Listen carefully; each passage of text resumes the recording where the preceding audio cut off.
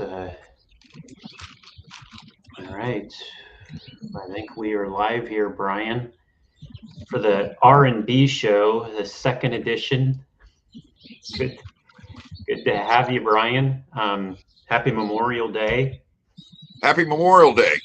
Thank you. Yeah, let's talk a little bit about Memorial Day. Tell us about Tell me about Memorial Day and the history and the difference between this and Veterans Day and even Labor Day. And I think people get them confused just because they're on Mondays. And so, Right. Well, historically, from what I remember, it started to commemorate the dead from the Civil War, the American Civil War, the first one, and let's only have one. And it was called Decoration Day. So I can't remember if it started in the North or the South, but then they continued that over. And I think it became an official holiday after World War One. So to commemorate the dead that served in the what they tell us was the war to end all wars. It didn't, unfortunately. yeah, it's obviously not a day. It's obviously a day to commemorate those people who have served our country. I would say that I think many of those lives could have been spared, because ultimately, how many of the fallen soldiers have actually been to defend our borders? Seems like we go around and defend other countries' borders and not our own. And I think that was originally what the militia, what the military was set up to do, was to defend our own borders, not to go out and attack and send our men and women out to be put in harm's way in some country that no one has even heard of or knows anything about. But No, it's. But if you look back in our country's history, one of the first things that the founding fathers did, the founding generation, was try to take Canada. So they wanted to make Canada the 14th state back in 1775, 76. So we've, as the American government has always had a design on expanding the reach of the government and the people that were in control of it to make more profits. It's sort of the history of this country. A friend of mine last night told me that there's an actual second national flag of America that's it's called the peace flag. And the stars and stripes are arranged vertically instead of horizontally. And it's got a white field with the stars on it instead of a blue field. Okay. And so, the stars and stripes with the blue field, apparently that's our war flag. And it's been flying almost forever. So This country is always at war with somebody. Yeah.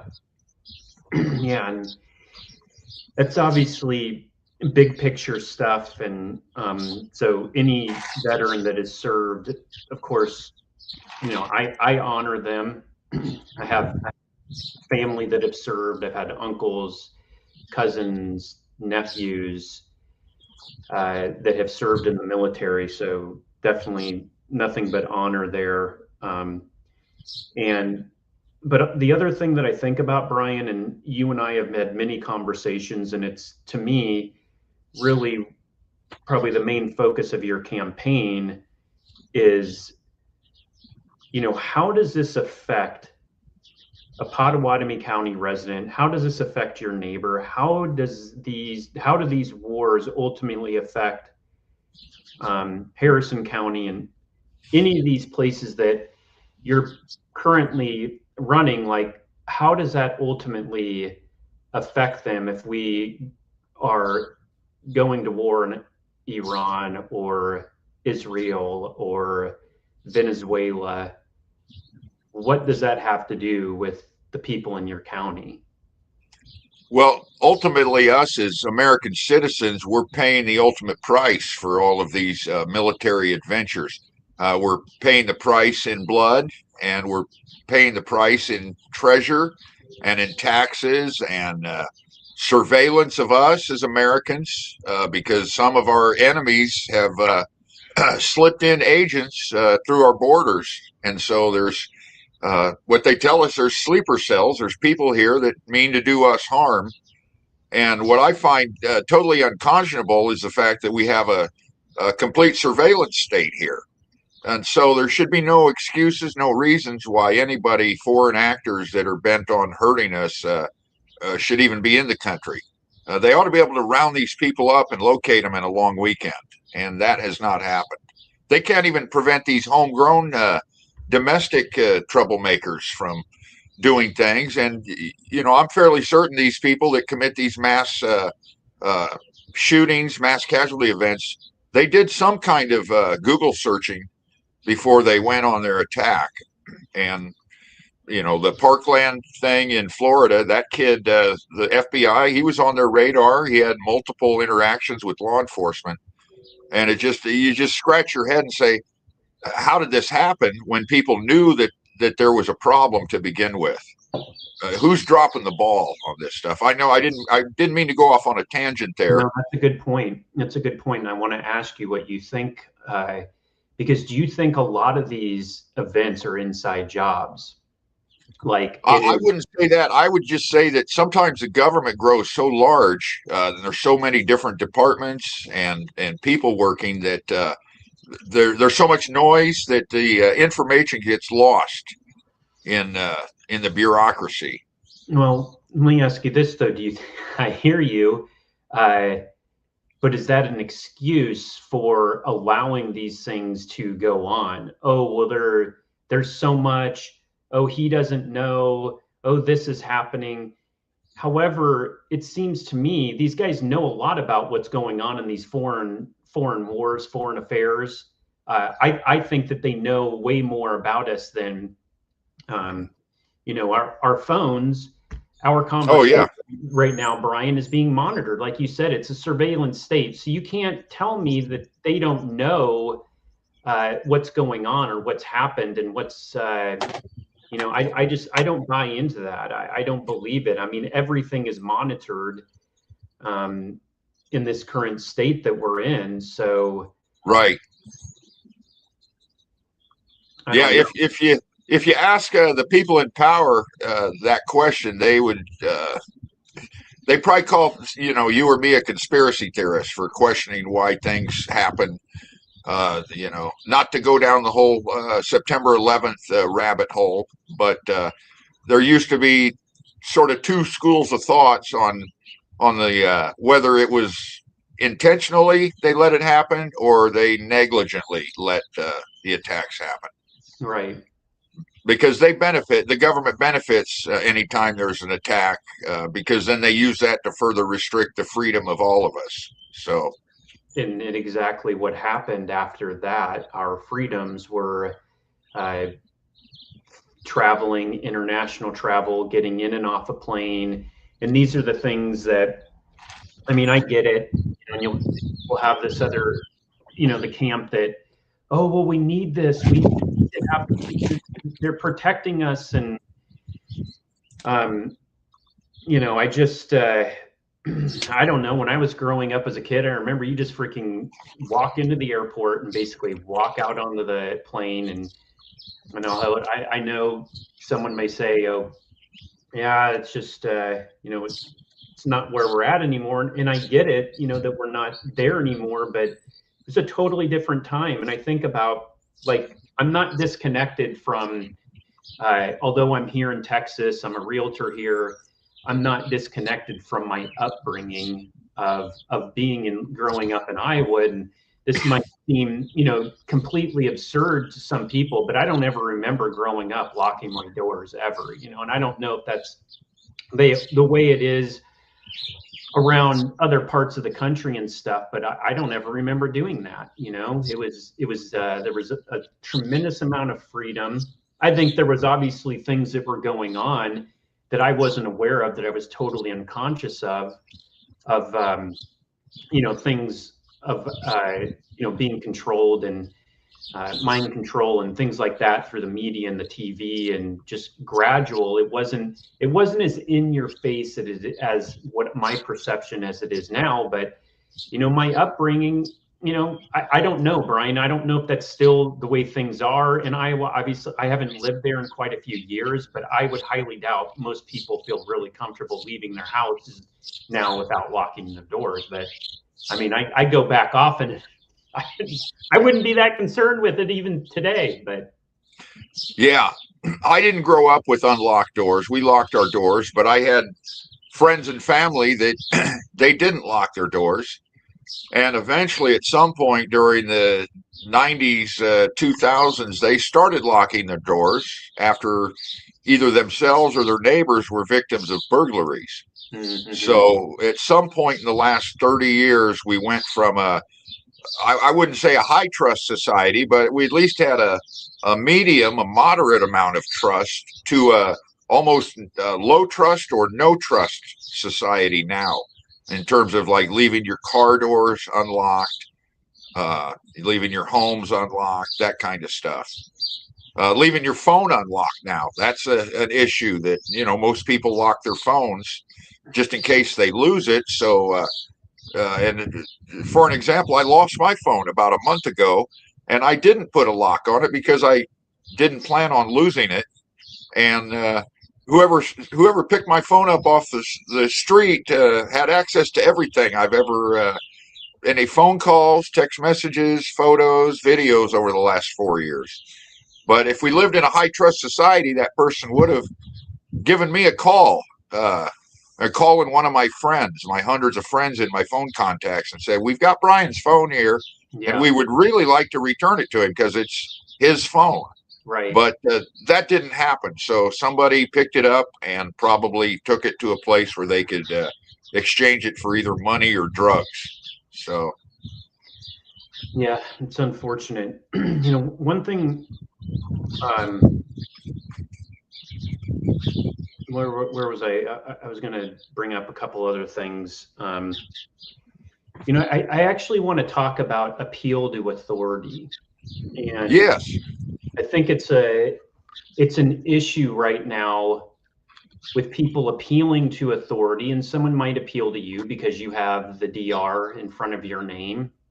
And I don't think it's a good idea.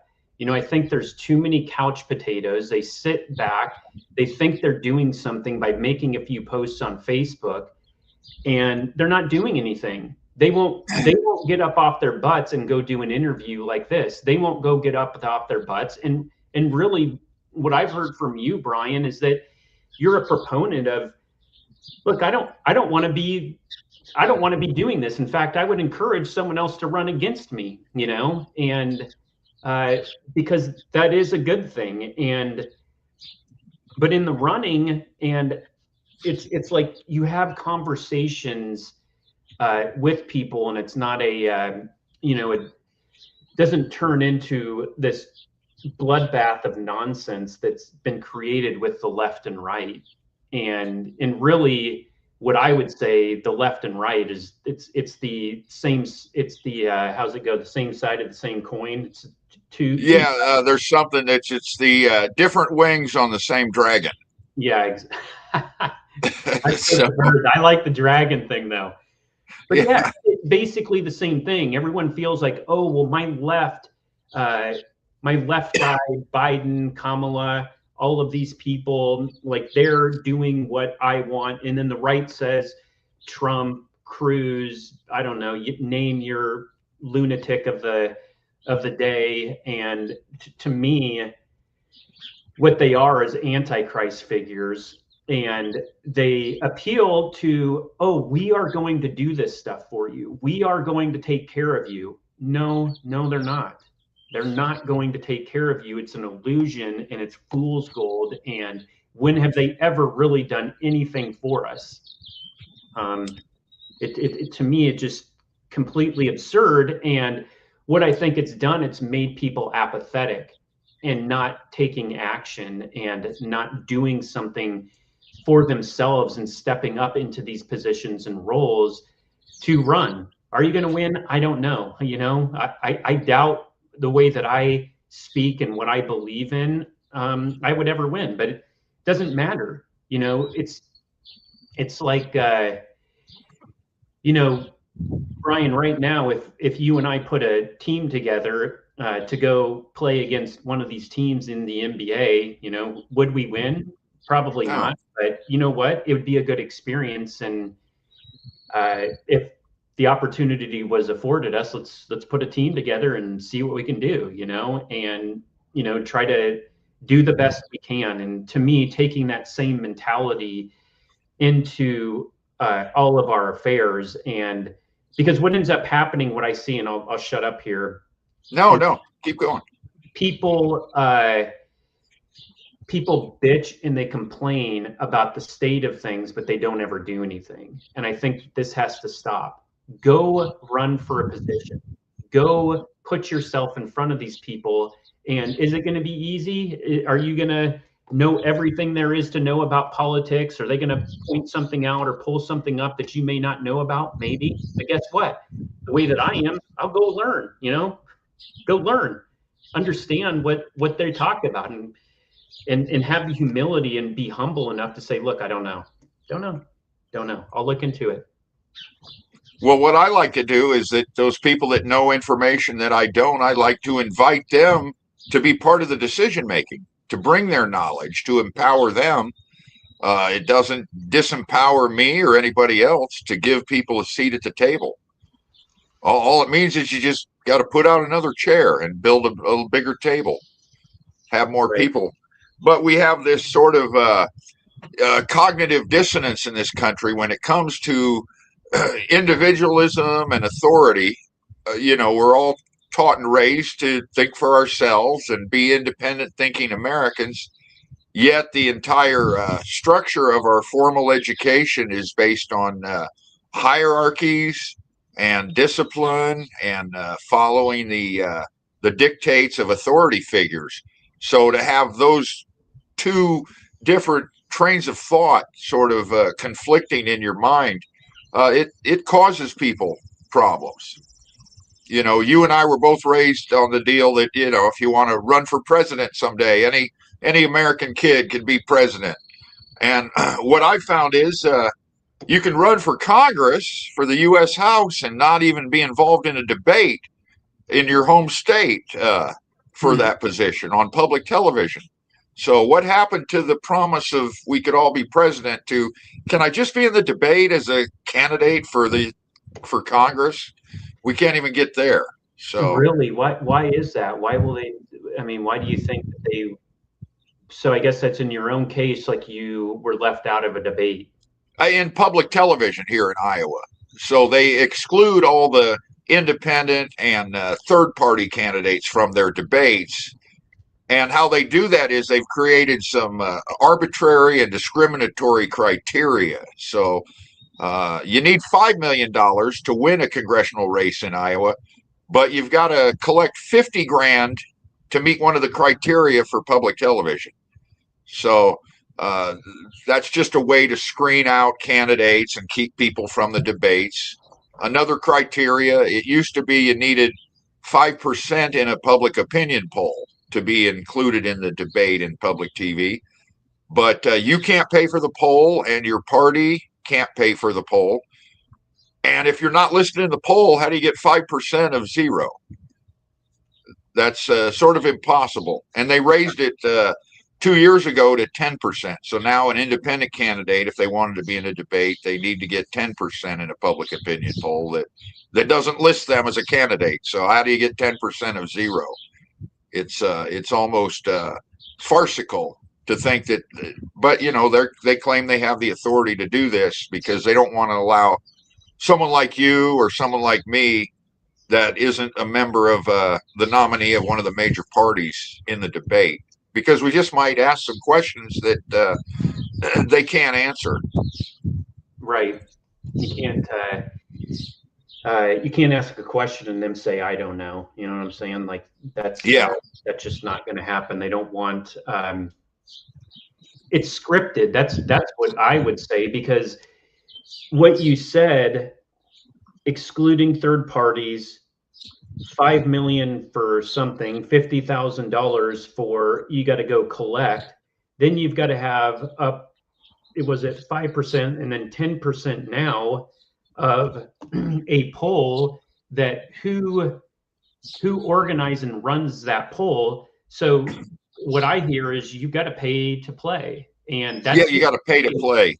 yeah, Yeah, that's the only way you can really get into politics. So what it does is it excludes the everyday people and keeps them on the sidelines thinking they're do something by making a Facebook post.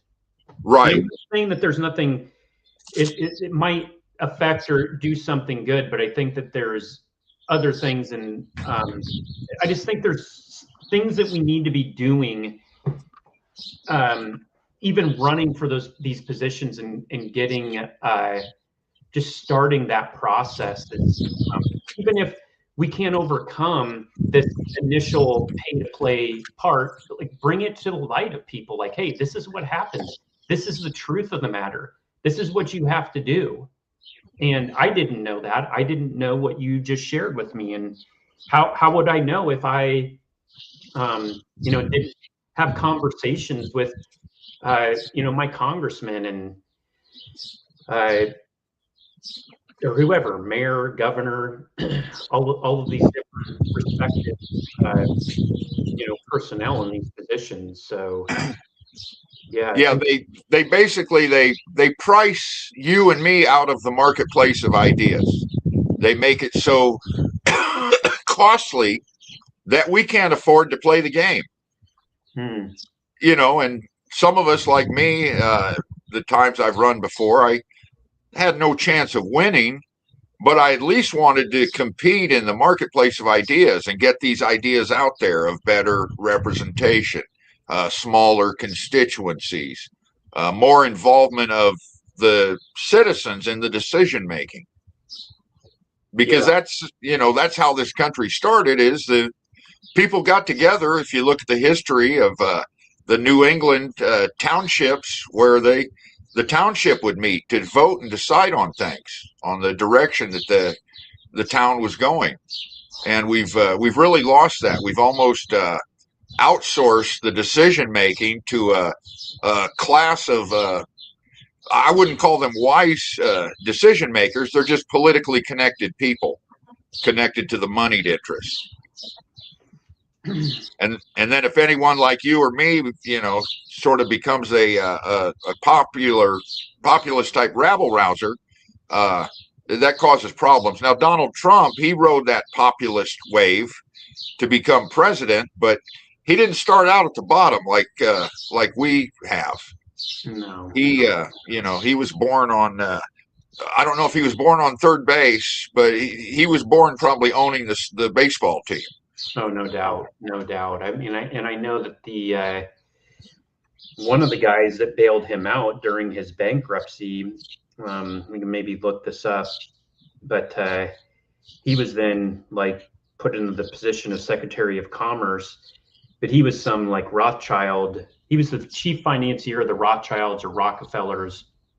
That was the actual person who bailed Trump out when he was bankrupt. And from my understanding, basically what they said was that, hey, I think we've got a good con artist here to put in front of the public and to rise this guy to the top. But I forget that guy's name that bailed him out, and then of course becomes the Commerce Secretary of the United States. So Yeah. I don't have any connections like that. I'm just I'm just a realtor. I'm just a kid who grew up in humble beginnings with that was taught, Bryan, and maybe we go into this as well.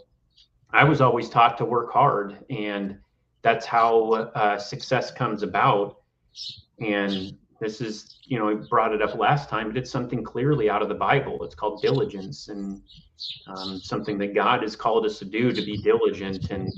And I think it's something that both you and I have a heart for, is that, we don't want the people who we know and love to be trampled on by some,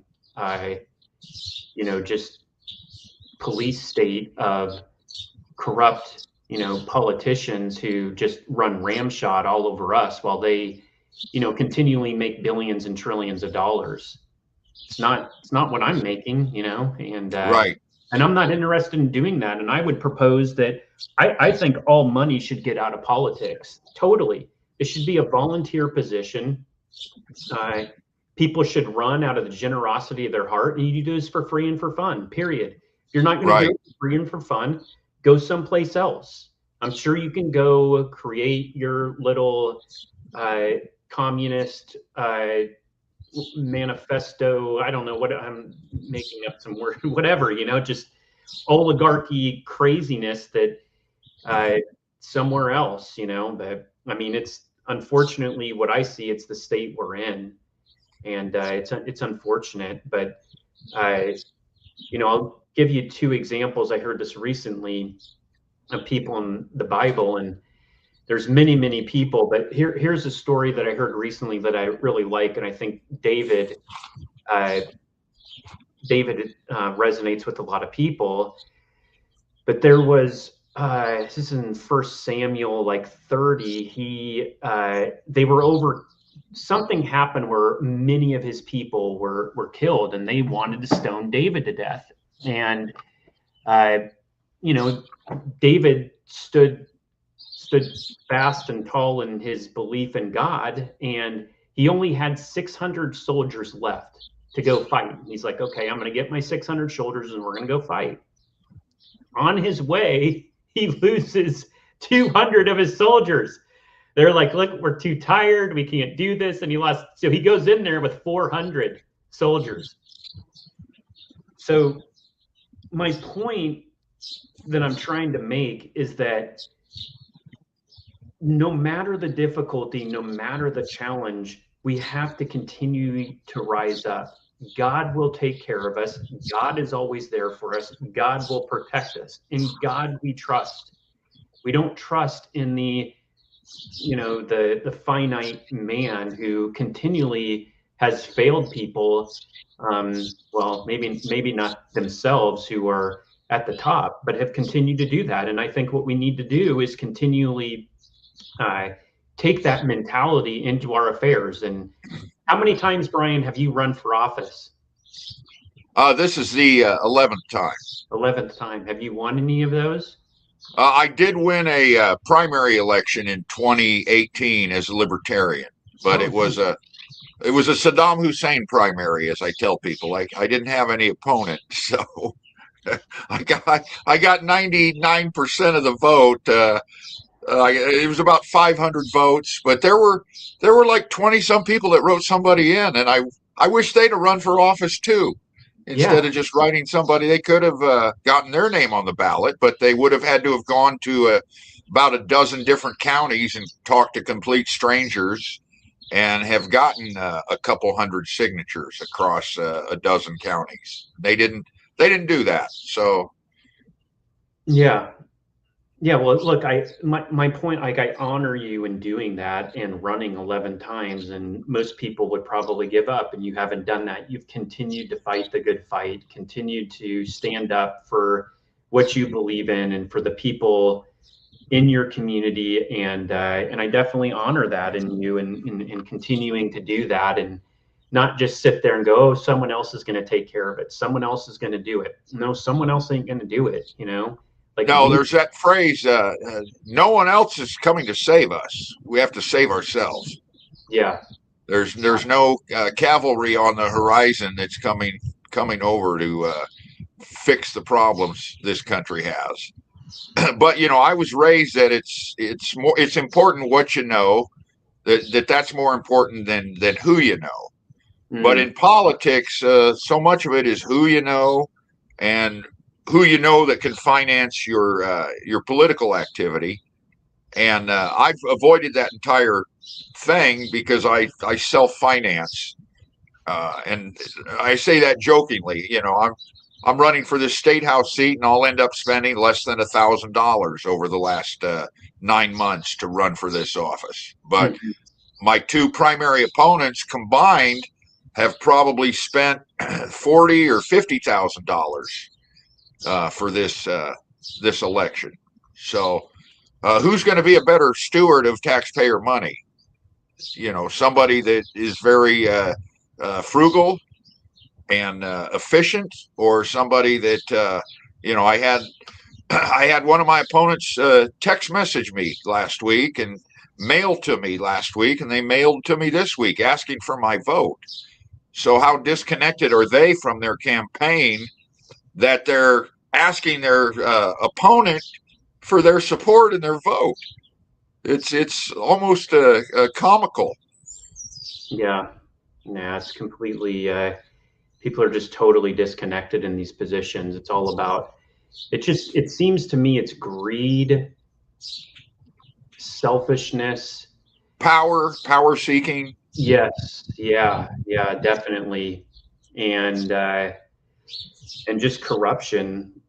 In that, a lot of these people are almost forced in these positions as well. Like they're told, "Hey, you're going to run for this." And one of the things that I want to bring up as well is that you and I, we didn't plan for any of this stuff. We didn't script anything out, and that's No. what we wanted to do. Now, what most of these people do, they'll go get sent off to these camps for like a week, 2 weeks, get their script down, go over it over and over and over again, and create some fake, whatever fake campaign, fake person that and prepare and do all this stuff. Which I'm not against preparation. I'm not against any of that, but Right. what they're doing with that is, to me, it's very manipulative, and it's not what we're doing. I don't think either of us believe in that. And uh, No. from the beginning, you heard in the very first interview, we're just a couple of dudes that grew up in Council Bluffs, Iowa. Went to St. Albert High School. Went through the system of college and careers, and continuing to do that, and trying to make a living and put 2 nickels together, and do what we can do for our families and for the next generations, not only for this generation but for our children's children, and on and on and on. And that's what we're doing. We're not trying to be something that we're not. We're Saying, we're genu- we're genuine. there we go. We're genuine people. I wouldn't say genuine. If you say genuine, that's sort of fake. But if you're genuine, but we have this is something that I've experienced, is some of these people that get into elected office, they totally nuke their personal Facebook page. And so they could have had a personal Facebook page like you and I have had for years. Yeah. And then once they run for office, that account goes dormant, and they set up a special campaign account where everything is scripted and managed. And it's sort of like, you want to say, what happened to this person? Did they get taken by aliens or raptured up or what? And I've had some of these people that have gotten elected to state office and to federal office, and it's like the body snatchers got them. They're not a person anymore. They're just this personality that they've created, or their campaign has created to. I've got a saying that I like, but I think this is the opposite of that, is that I'm in the world to play the role that God assigns. And I think what ends up happening to them, they get into the world of politics and they play the role that some higher up man has planned for them, for their role to be assigned. And this is how they're going to vote. This is what they're going to do. And if they don't do it, they normally lose everything. So they become beholden to the man. Right. Yeah, they do become basically owned lock, stock, and barrel by whoever controls their finances. Exactly. These people are getting paid, and yeah, what we were talking about earlier. Of course, I'm not getting paid for this. Bryan, you're not either. And no, we're paying for this. You paid for your laptop. I paid for my laptop. You paid for this streaming service. Yeah. I mean, it's grassroots type political activity. Yeah, that's a good way to And look at it. you know, for what True we do, what they may shut us off someday, and we can't have these conversations long distance. So we need to have the courage to, have an old printing machine so we can run off handbills to take to your neighbor or the people in the next town over. We've got to have the courage to hand out handouts. Yeah, yeah. Let me ask you. You just kind of brought this up. I mean, what are your ideas around communal living and the importance of that? And Well, there have been some people that have proposed that, especially in rural areas that are sparsely populated, that they go back to sort of the one room schoolhouse as a way to teach, to instruct the kids.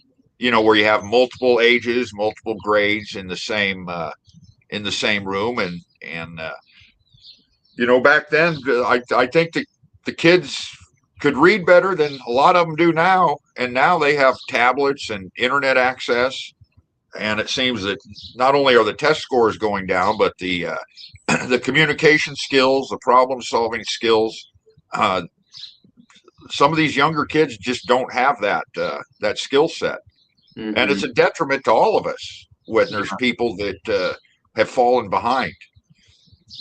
Even if you're trying to purchase a coffee and interact with somebody at the counter, and they don't know what you're talking about. The terminology is different. The slang that the young kids use, the abbreviations. So, Let me ask you this: you think that all of this, what you're sharing, is to become more dependent on the government?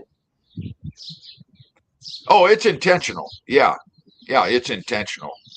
They basically want a country where there's people to do the manual labor and fix the machinery. But as George Carlin said, they don't want free thinking individuals asking questions, uh, speaking up, questioning authority, questioning the systems and structures that sort of keep us locked in our place in society. There's very little social mobility in America anymore, and that was always sort of a hallmark of people coming to this country, that you could come here poor and you could end up well off just on work ethic alone. Right. And now it's who you know Mm. and Yeah. where you come from. Yeah. And Yeah. it's like I was talking with a friend of mine last night that he lives up in the Des Moines area about the party system, and I explained to him the history of Council Bluffs, where it's been like this for close to 100 years. But the west end of Council Bluffs is where the working class poor people lived because the housing was cheaper, and they named the local high school Thomas Jefferson. And so that's where the Democrats were historically located in town. And then in the hills, the more affluent areas, they named the high school Abraham Lincoln for the Republicans that lived up there. And so they Mm. divided our hometown a century ago according to class and political affiliation. Yeah, that's crazy. I've never really thought about it like that, but I know what you're talking about. So where does St. Albert fall into that? We're the ethnic minority that might get cleansed someday because there's too few of us. But we at least built the high school on a hill, like the Jewish fort of Masada. So if we have to go up there and make a last stand, we can do it on the hilltop. So Okay, fair enough. That's a good idea. Good idea. That's good thinking. Well, I don't want to. I know it's Memorial Day and people are not doing whatever. I always appreciate. There was something else I was going to bring up, but I can't remember now. Got well, interesting. I want to keep doing this. Yeah. The R&B Oh, show. yeah. You know what I thought about, Bryan, as we were ending here? If anyone else wants to get on the show, more than welcome. This isn't like, hey, this is just for Ryan and Bryan. If anyone else is feels moved to come on here and has a question, and um, you can't ramble on as much as Bryan and I, but no, I'm kidding. Yeah, but really, we open it up, or people have questions. I probably quite not talented enough. I'm get a little. I think I could toggle back and forth between like my Facebook and see if there's any questions there. But I think people they come up with ideas, but come on the show. Come on, put yourself Yeah, out we're here. just two friends having a conversation. And we may not agree on everything, but hey, we're willing to discuss things. Yeah, yeah, and I think ultimately, Bryan. Yeah, we may not agree on everything, but I think ultimately we want for the betterment of humanity and for the human race, and not for people to be squalling and uh, in poverty. I don't think that's what we're supposed to be doing. Right. So, and it seems to me that's continually gotten worse and worse, and I don't think either of us want that for people. So, No, there's enough economic activity to go around that everybody can be successful in this, and you don't have to knock your opponents down to be successful. right, I In agree. whether that's in business or politics, you just build a better mousetrap that people want to buy. Yeah, no, Don't something. don't burn down your opponent's mousetrap factory, Yeah, or send regulators in there to close their production I line. mean, if we went into some of these government organizations and looked how much money is going into there and the just complete joke of what they do, I mean, could feed and clothe and house the world like 10 times over with, I mean, it's just, I mean, one of them that I just absolutely despise is NASA. I think it's the stupidest, dumbest thing ever. And there's like, I think it's $30 million a day goes to NASA. We spend $30 million to do a bunch of nonsensical, uh, to me, not even real stuff.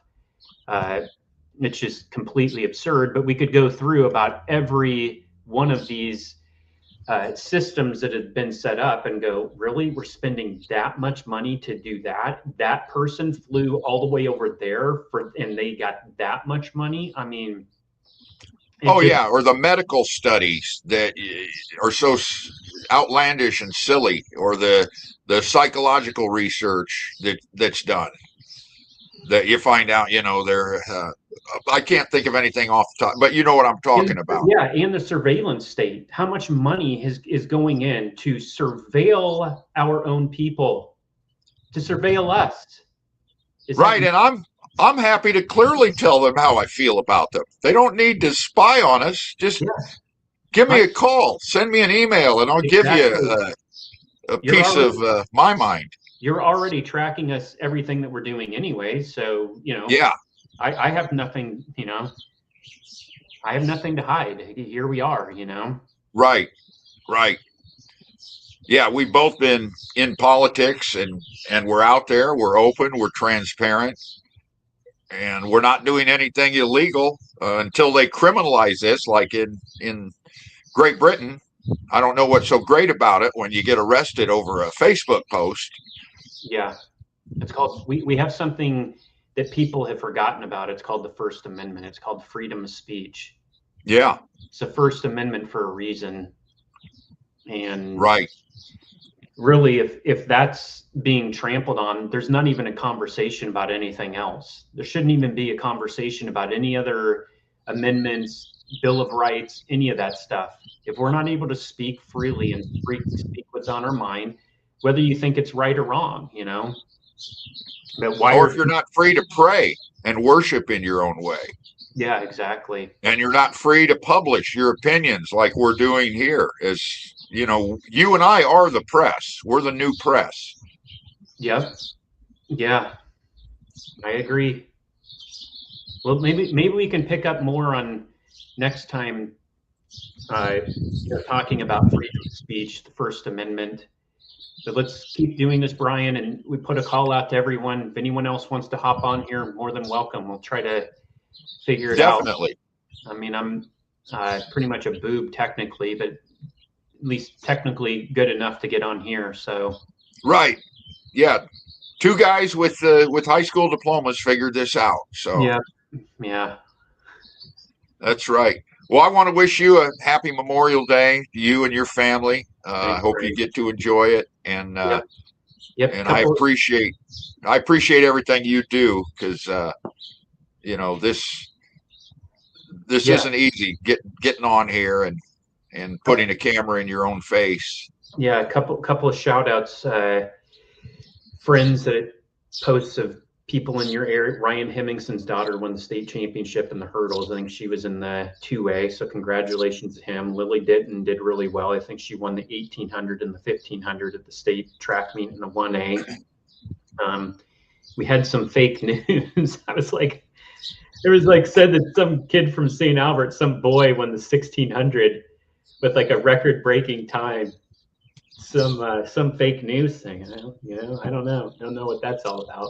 But anyway, there's probably more people that, but those are a couple of things that I thought about. So just want to give a quick shout out to all those people that worked really, really hard, because that's not easy to do to